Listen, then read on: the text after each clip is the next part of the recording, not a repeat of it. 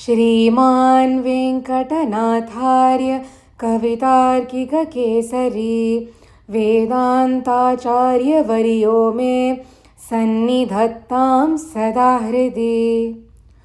राघवं करुणाकरं मुनिसेवितं सुरवन्दितं जानकीवदनारविन्द दिवाकरं गुणभाजनं वालिसूनुहितैषिणं हनुमत्प्रियं कमलेक्षणं यातुधानभयङ्करं प्रणमामि राघवकुञ्जरम्।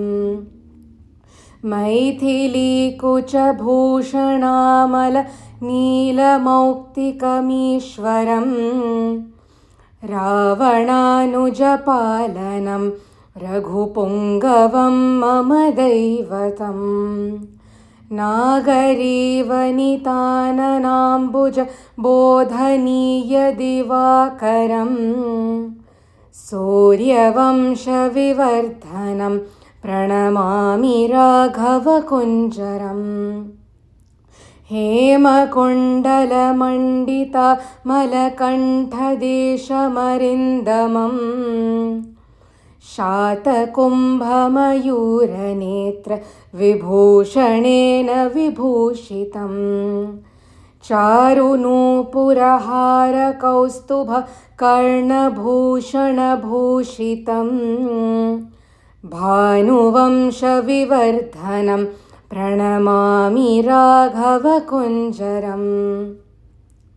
दण्डकाख्यवनेरतामरसिद्धयोगिगणाश्रयं शिष्टपालनतत्परं धृतिशालिपार्थकृतस्तुतिं कुम्भकर्णभुजाभुजङ्गविकर्तने सुविशारदं लक्ष्मणानुजवत्सलं प्रणमामि राघवकुञ्जरम्।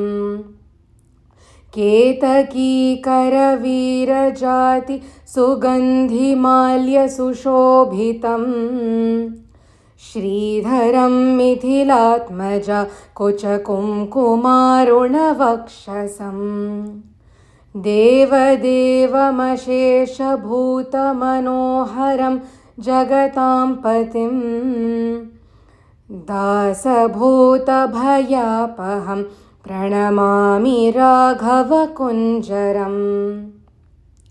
यागदानसमाधिहोमजपादिकर्म करैर्द्विजैः वेदपारगतैरहर्निशमादरेण सुपूजितम् ताटकावधहेतुमद्गदतातवालिनिषूदनं पैतृकोदितपालकं प्रणमामि राघवकुञ्जरम्।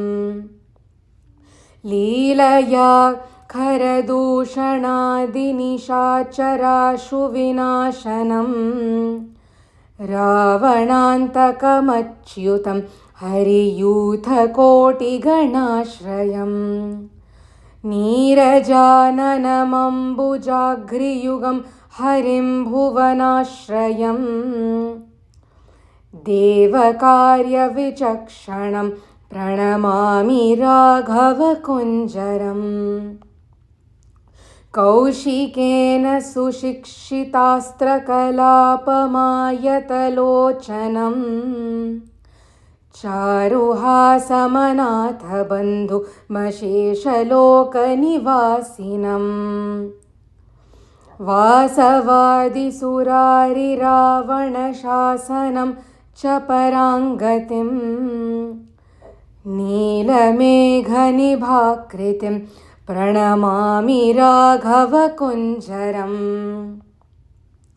राघवाष्टकमिष्टसिद्धिदमच्युताश्रयसाधकं मुक्तिभुक्तिफलप्रदं धनधान्यसिद्धिविवर्धनं रामचन्द्रकृपाकटाक्षदमादरेण सदा जपेत् रामचन्द्रपदाम्बुजद्वय सन्ततार्पितमानसः राम राम नमोऽस्तु ते जय रामभद्र नमोऽस्तु ते रामचन्द्र नमोऽस्तु ते जय राघवाय नमोऽस्तु ते देवदेव नमोऽस्तु ते जय देवराज नमोऽस्तु ते वासुदेव नमोऽस्तु ते जय वीरराज नमोऽस्तु ते जय वीरराज नमोऽस्तु ते कवितार्किकसिंहाय कल्याणगुणशालिने